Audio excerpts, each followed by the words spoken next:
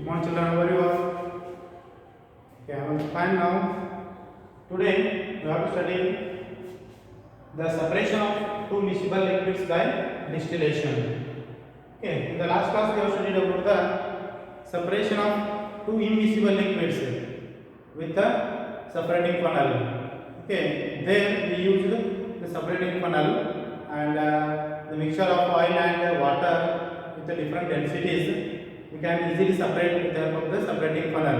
That is the separation of two miscible, that is two immiscible liquids. But here two miscible liquids, mixed liquids like acetone and water, both are mixed. We can't see or we can't see the separate layers like oil and water. They are togetherly mixed here. That is the acetone and water. How we can separate acetone from water? Okay, just by the method that is called as a distillation. So distillation process, we can separate the two different miscible liquids by distillation process, and in the distillation process with a different high difference boiling point. With a high difference boiling point, two liquids we can easily separate by this method. So that is a distillation process. Okay, just here the separation of two miscible liquids by distillation. Okay, so take the distillation flask. Okay, or it is also called as the round bottom flask. The round bottom flask is fitted with thermometer and one condenser. Here the thermometer and the round bottom flask, by side there is one water condenser, and the end of the water condenser is connected to the water outlet. Place the round bottom flask on the tripod stand, and take the mixture of acetone and water.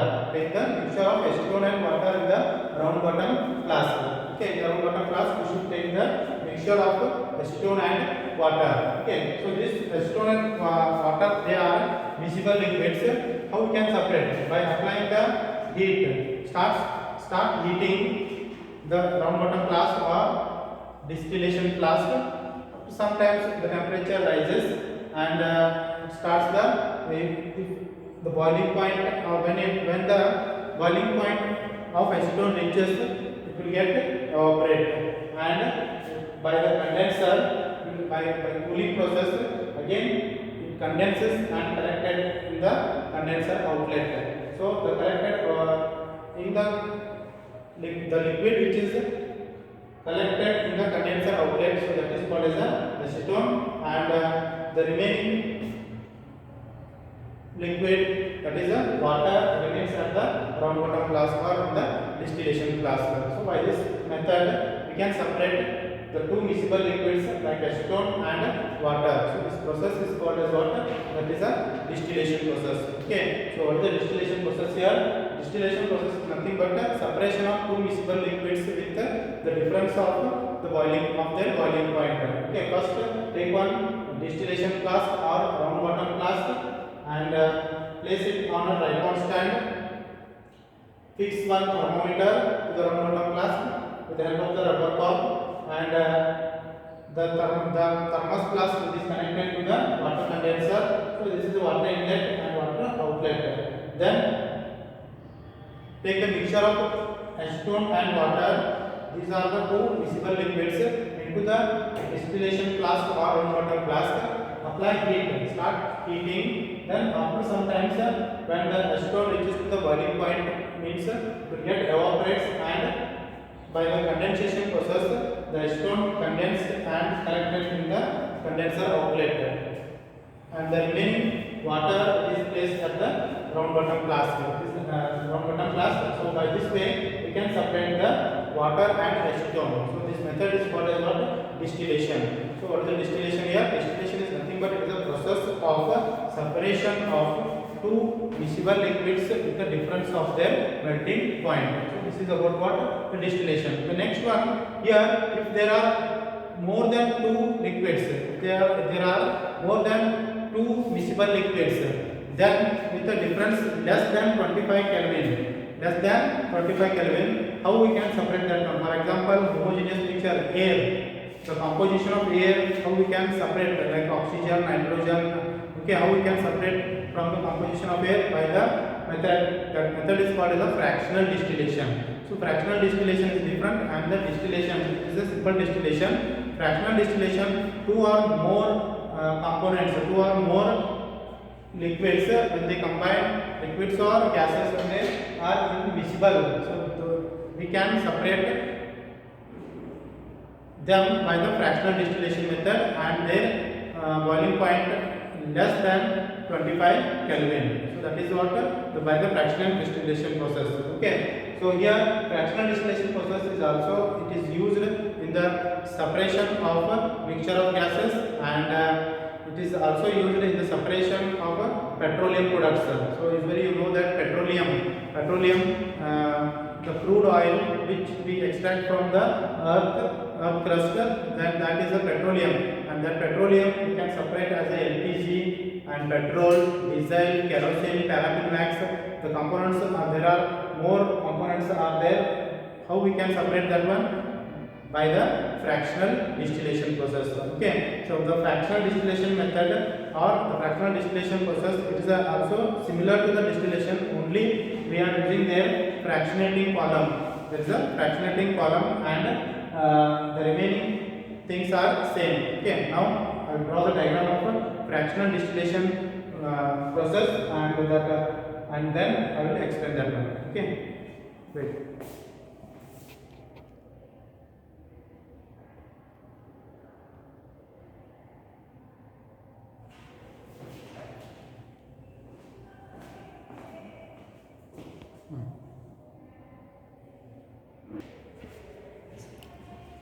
Okay, so the next one is the fractional distillation. After the simple distillation, in that we studied that so the distillation of two miscible liquids with a different boiling points with a high difference. But here in the fractional distillation, the mixture of two or more liquids with a difference of boiling point less than 25 Kelvin, we can separate with the help of what? The fractional distillation. So the fractional distillation is having only one difference between the distillation. So that is the fractionating column. So here there is one separate fractionating column, and it's having the glass beads. Okay, so that beads helps for the evaporated gas for the next condensation process. So that's why, so here the mixture is taken into the round bottom flask, or it is also called as a distillation flask.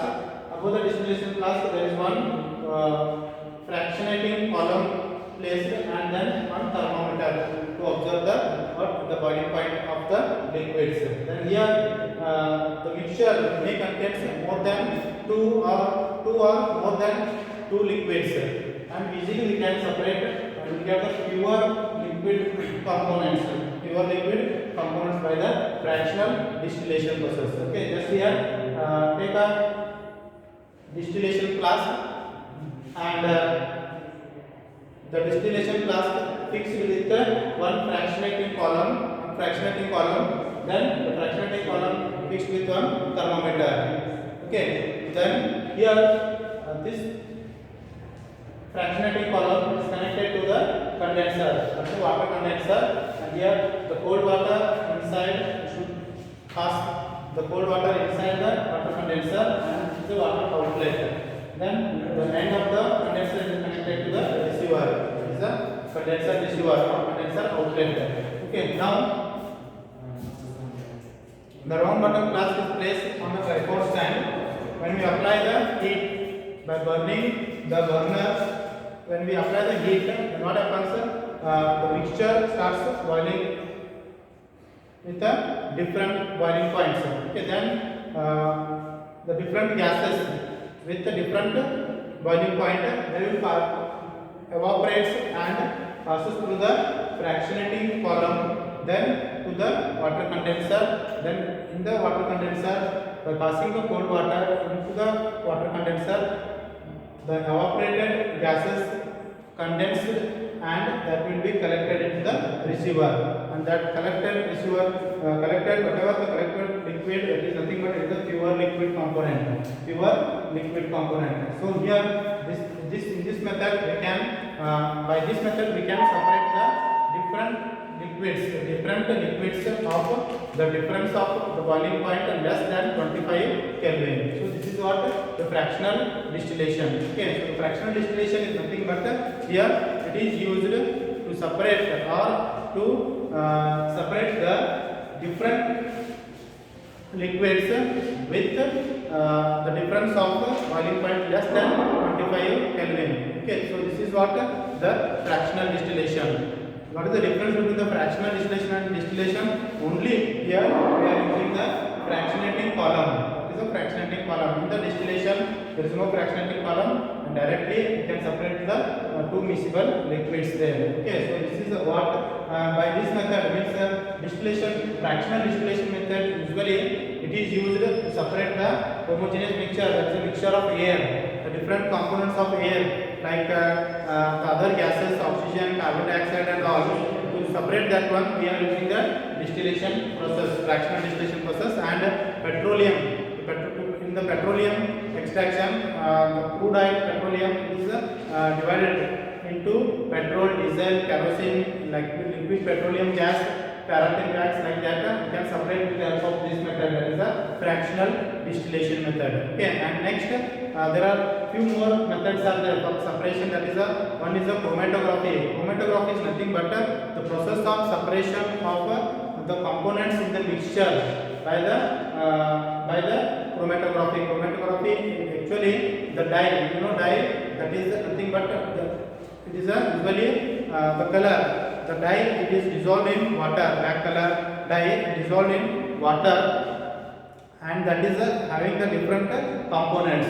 Okay, by the chromatography we can separate the different components. Okay, and one more method of separation, that is a crystallization method. So crystallization method where we are using salt and all from the sea or oceans, the salt water. We can separate the salt from the water usually by the crystallization method also. Okay, by the crystal, separating the crystals. Okay, so here we studied that so many different types of separations, and now the next one we have to study about the purification of water purification. Okay, so in your areas and all we are getting the pure water. Okay, from the municipality or from the municipal, they are sending the water, purifying water or chlorinated water. How the water will get purified? Okay, the impure water which converts into pure water for drinking purpose. Okay, we'll see that one. That is also nothing but the purification of water is also separation. Means the unwanted materials, the waste materials which is present in the waste components which is present in the water, they will be separated, and the only important minerals or which are useful minerals and all we can we are separating or we are getting purification by the chlorination process. That is nothing but we will see that one. Okay, that is also the purification of water in the water plant. Okay, so here how we can get the purification of water, pure water. Okay, so I draw the diagram. Let's see here.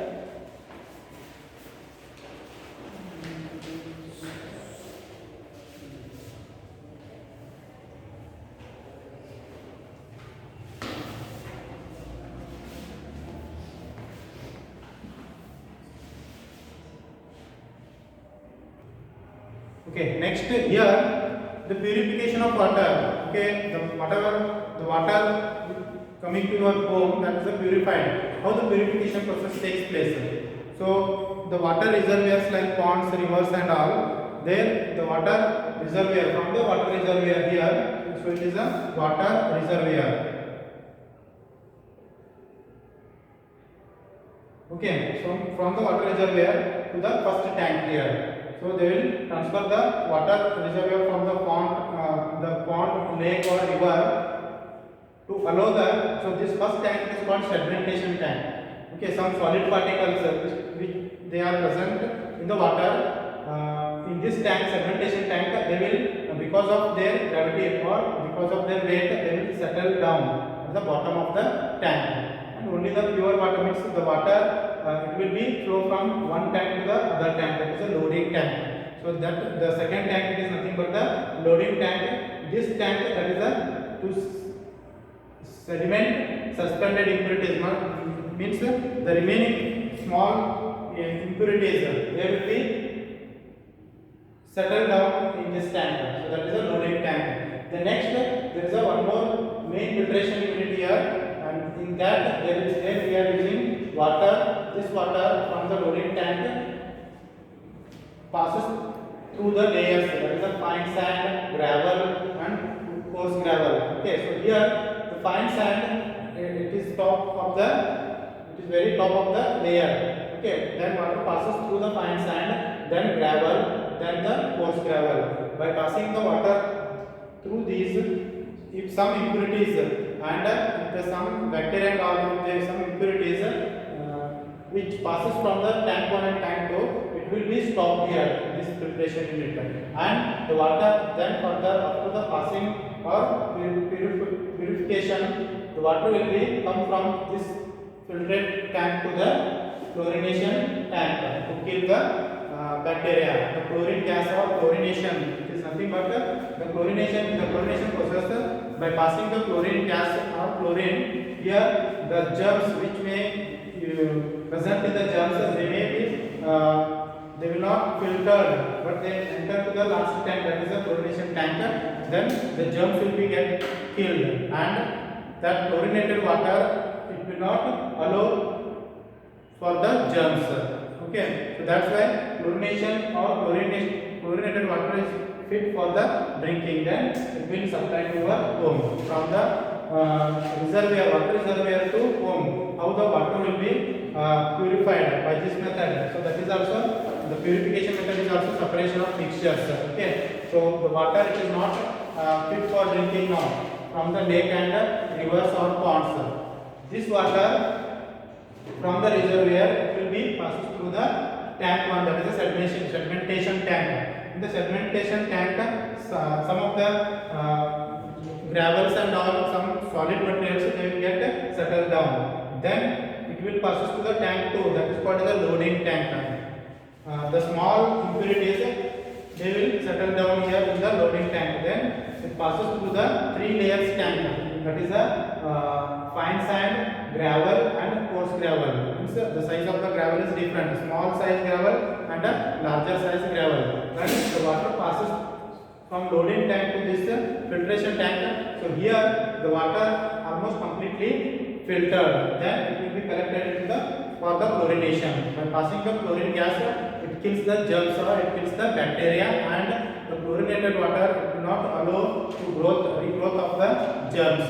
Okay, so then after the chlorinated water, the chlorination process, the chlorinated water is fit for drinking, and it will be supplied to your homes by the public tap and all. Okay, by this process we can purify the water. So this is a water purification system in water works in your area or in your village or in your city. There is a water, how the water will be gets a purification by the chlorination method. Okay, I hope all of you understood. Nowadays they are using the purifier, water purifier, that is a chemical purifier, aqua purifier. So there we use one process, that RO, Kent RO. RO means what? Reverse osmosis process. We are using the reverse osmosis process and chlorinated water, which is fit for drinking, which is useful for drinking. Okay, so this is what by the separation of water. Okay, the last bit of the chapter, that is the physical and chemical change, we'll see in the next class. Okay, tomorrow I will explain about the physical change and the chemical change. Okay.